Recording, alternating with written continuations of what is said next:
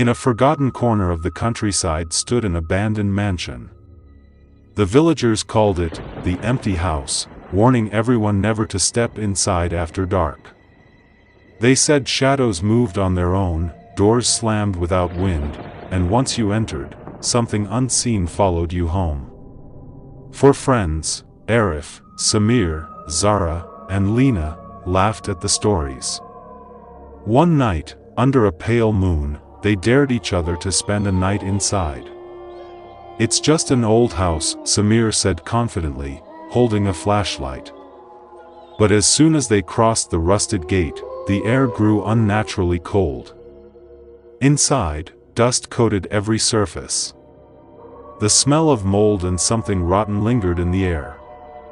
Portraits of grim-looking ancestors stared from the walls, their eyes almost alive. The friends joked nervously until a door slammed shut behind them, shaking the floor. "Probably the wind," Arif muttered, though no wind had blown.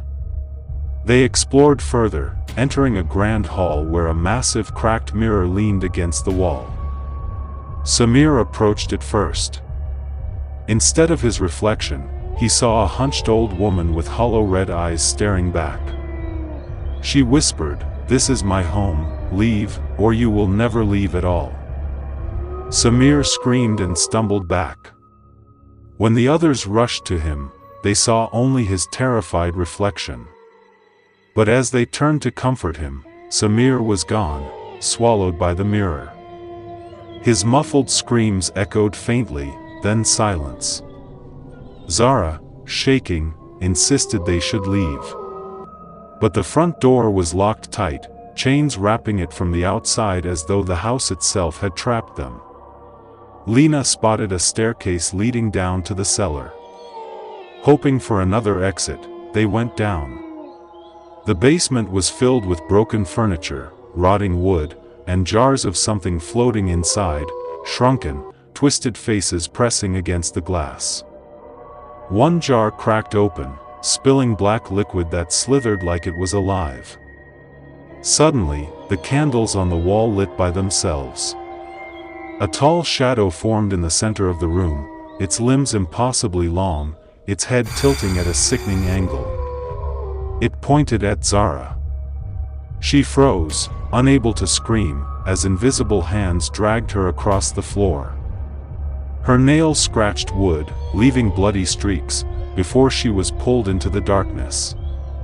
The candle flames died, and she was gone. Now only Arif and Lena remained. They ran back upstairs, desperately trying every door, every window, but the glass wouldn't break, the locks wouldn't open.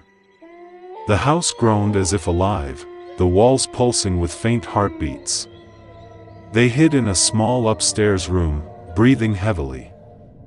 Then, from the corner, a soft sobbing began.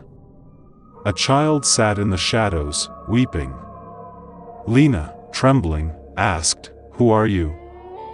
The child raised its head, its face was pale and eyeless. With a voice like dry leaves it whispered, "Stay with us." Then it lunged at Lena. She vanished in an instant, her scream cut short as though swallowed by the air itself. Arif bolted down the hallway, the portraits on the walls twisting their faces to watch him. He burst into the hall with the mirror. In its cracked surface, he saw all three of his friends, Samir, Zara, and Lena, pressed against the glass, their faces pale, their mouths silently begging for help. The old woman appeared again. She stretched her bony hands out of the mirror, caressing Arif's face.